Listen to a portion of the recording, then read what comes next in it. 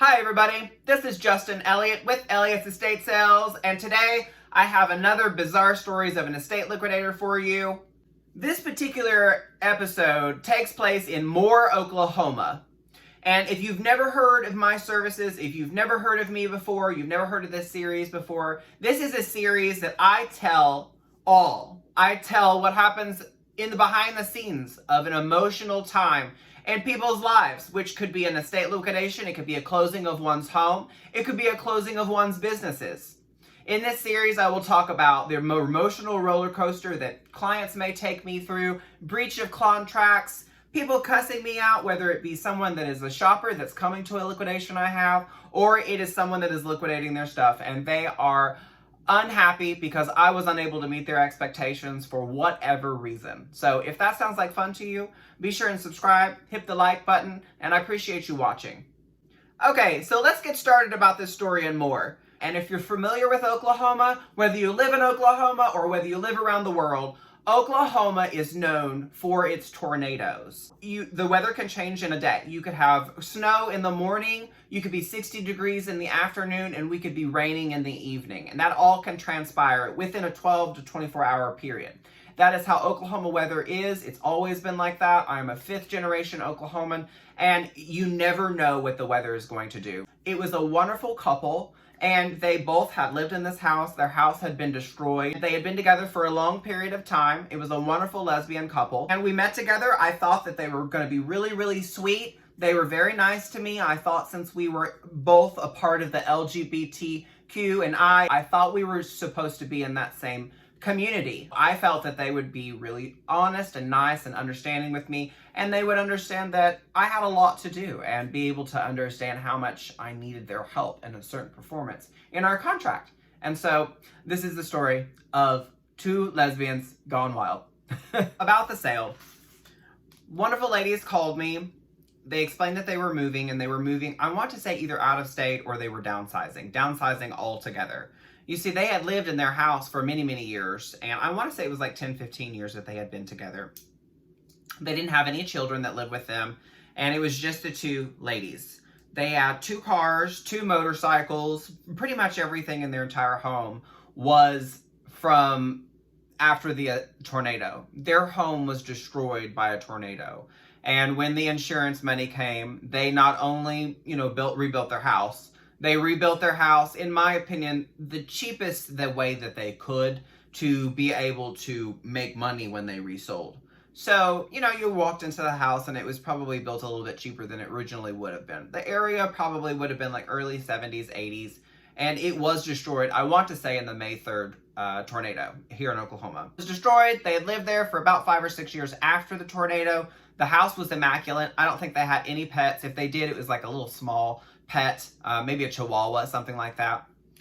I met with them, we talked, it was immediately kind of, in my opinion, awkward. And it was awkward because they wanted me to sit down. And for me, when I come to a consultation, I want to sit down with people. I want to sit down with people at a dinner table. I don't want to sit with people at, their sofa. I don't want to sit with them at their, bar counter. This is not a casual meeting. It's not a casual experience.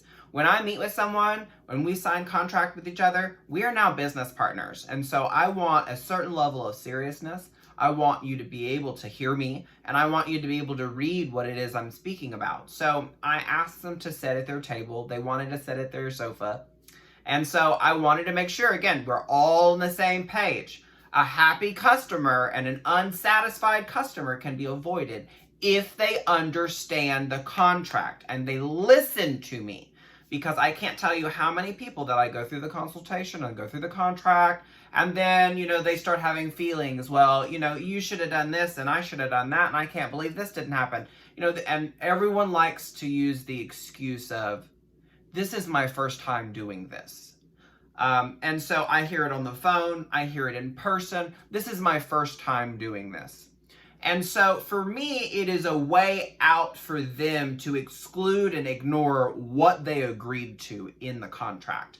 Because whether it's your first time doing it, your 100th time doing it, or if you're like me and this is your 8th, 900th estate sale of your career, it doesn't matter whether it's your first one or your 1,000th one. What matters is what we agreed to in the contract. And so for me, when I hear someone say, well, this is my first time doing this, it's normally in a tone, not where they're coming at me to be educated, but where they're coming at me to be ignorant, so that later they can use that against me and say, well, this is my first time doing this, I didn't understand. Well, if you don't understand, then you shouldn't sign your name to that piece of paper.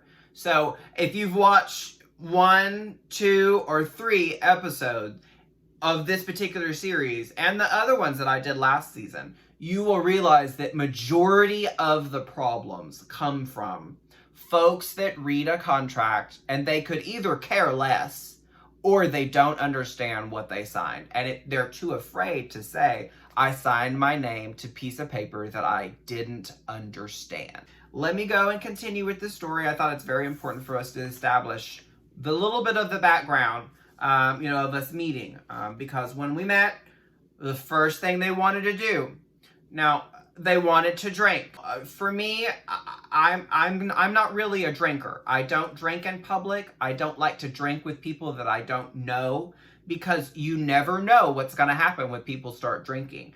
There are unseeable things that can happen to someone once they're intoxicated. If they have anger problems, if they have depression, if they lie, if they can't remember, these things come out, and your worst traits can be brought out when you are drunk or inebriated, if you will say.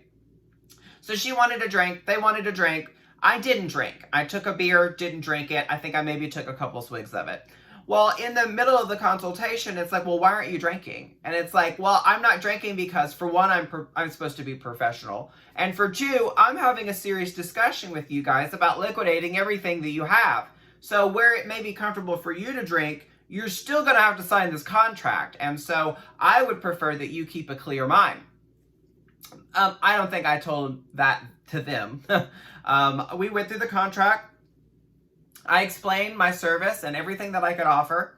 We signed a contract. I started advertising it immediately. I got my check up front so that I could start advertising and start reserving labor and preparing to work the particular estate sale. And that particular weekend, I had 3 other estate sales, all in Moore, Oklahoma.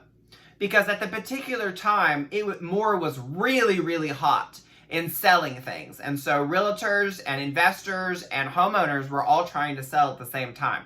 This is something that affects my business. If real estate is doing good, if real estate is doing bad, my phone is blowing off the hook, because people are trying to either move out of a home they can't afford anymore, or they're trying to foreclose. Maybe they're trying to move out because they've sold their home. So if whether or not real estate is good or bad, my business is normally thriving off of just real estate, because people need my service in order to sell their home a lot of times.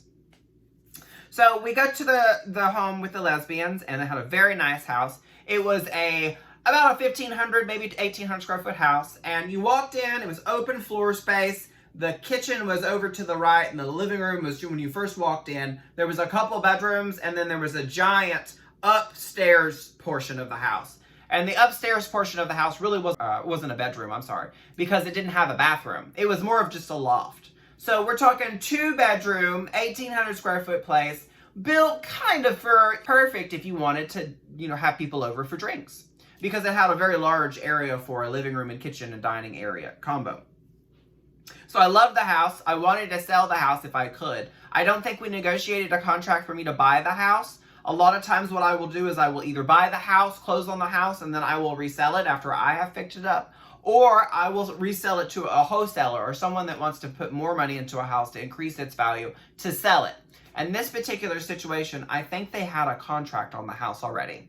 They had a really nice real estate agent. I believe she was a lesbian too. So here we are, all LGBTQIA people, all working together. And they were very much serious about them hiring someone that was gay. I think that they had called another liquidator. In Oklahoma, there's about 5 gay liquidators, and one of them being lesbian, and the rest of them being gay men. And majority of us, in my opinion, we kind of dominate the industry here in Oklahoma, because we don't have children, we don't have distractions. Gay people get up, and most of us, we work our behinds off until the moment we get up, until the moment we go to bed. Because that is what we do. We're born to work. And so if you agree with me, please leave me a comment down below. But if I had distractions of children, I would never be able to get done the stuff that I do. And I would never want to, because I would want to give my children almost my undivided attention. So it's just something to consider when you go to look for an estate liquidator. You want someone that is unrivaled, someone that doesn't have a lot of distractions, someone that can handle your home and your liquidation and the sale of your property in a moment's notice. Somebody wants to see a house, or somebody wants to see a car, or somebody wants to see something showed before an estate sale. You want to be able to pick up that phone and make sure that those folks are going to be able to be there to catch those dollars for the seller. Well, that might not be the case if you've got folks that, have a whole family full of kids, and, maybe they've got a vacation they're going to go to.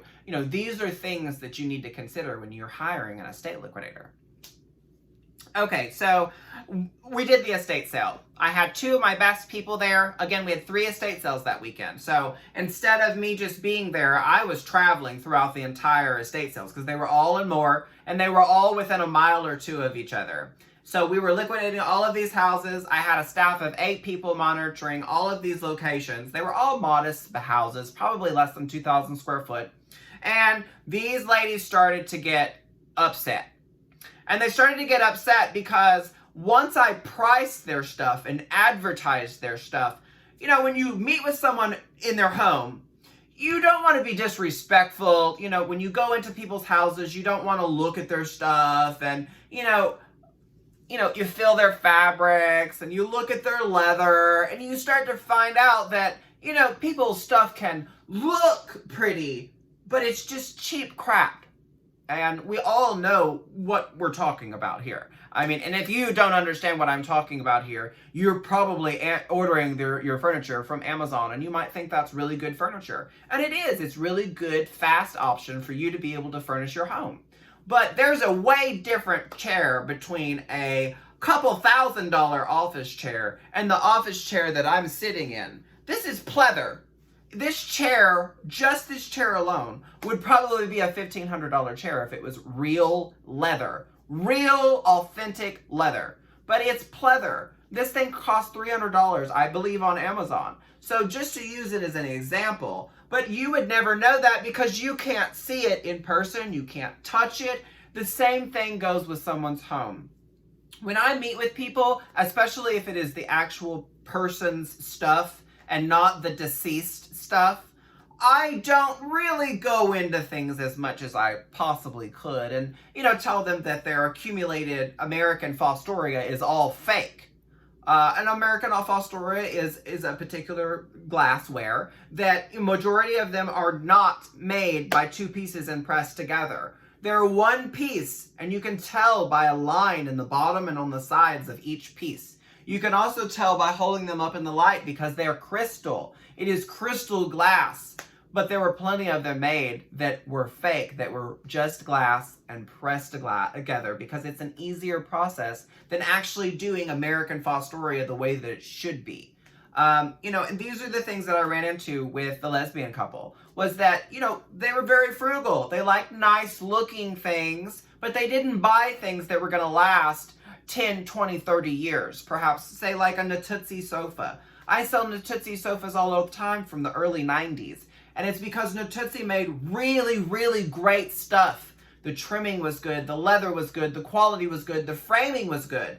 And so when you look and you buy stuff from China today that's sold by Amazon or sold by Walmart or sold by Target or sold by Pier 1 and even Pottery Barn, most of their stuff is manufactured in China, folks. So you got to check these things when you go to buy secondhand, especially when you want to sell secondhand. Because if you're not buying at the top tier firsthand, secondhand is going to be even worse. So to make my explanation a little bit shorter, the stuff in there, majority of it was new stuff, but it was made in China. Ross, it was bought from Mathis Brothers in the cheaper section. It was that kind of stuff. So it was cute to look at. It was apartment style furniture that was cute to look at that you could go buy anywhere right now. And so you look on Amazon and you've got a stool that's $50. Well, it's going to sell for $15. Well, that's what I sold it for, was $15. Well, they wanted me to mark all of their stuff more than what they had paid for it and then come down. And with the particular stuff that they had, everybody had what they had. It was nothing uncommon. It was stuff that was relatively new within the last 5 or 10 years, but it was just not a style that you could upsell and be able to market to the general public. I mean, the people that shop with me are savvy customers. They're not fools, and they're looking for a good deal. And unless you have something really cool, they're not going to overspend their money. It just doesn't make sense. They had 2 cars that was included to the estate sale. It was a Impala and I think another 4-door sedan. There were 2 Goldwing motorcycles, and I want to say a bunch of tools. And that was really kind of it. It really reminded me of a bachelor's pad. You could tell that they did not have kids. They drank a lot. They enjoyed to play with their toys. And that was about it. So once we sold the titled property, majority of the money was just left over in the stuff that they had just had. You know, it was stuff that you could pick up on Craigslist at any given time or Facebook Marketplace. And so when we were done with the estate sale, we finished on Sunday, and they were very, very nasty to me. Told me to get the fuck off their property, that they could not believe that they had used my services, and how I sold their stuff for less than what they wanted. And they were extraordinarily unhappy. It was in front of me and a coworker that worked for me. We were leaving. I told them that I would give them their sales report as though it's regarded in their contract, and their check within 24 hours of the estate sale. And they didn't even know what they had made yet, but they were very, very unhappy. And the emotion of selling everything that they have and being basically homeless. You walk into an estate sale after it's completed, and there's nothing there that you bought or created. You don't have anything that you used to drive. Your cars are gone. You've signed over your titles. It can be devastating and very emotional. And so where I am leaving the job thinking that I've done a great job and I helped you liquidate everything that you wanted, they were very, very unhappy with me because I did everything that my contract said. So this is another bizarre stories of an estate liquidator and the experience of no matter what you do, sometimes you just cannot please anyone. So you have to complete your contract, and that's it. So you have to start learning that, you can't control someone else's emotions, and someone else's drama is their drama. The moment that contract is over, you got to let it go. And so it took me probably the first 5-6 years of my career to realize that you can't control other people's emotions. You have to stick to your contract. You complete your contract, and you cut them a check, and you be done. And if they're not owed a check, you bill them. I appreciate you watching. I hope you guys have a great day, and I'll see you soon.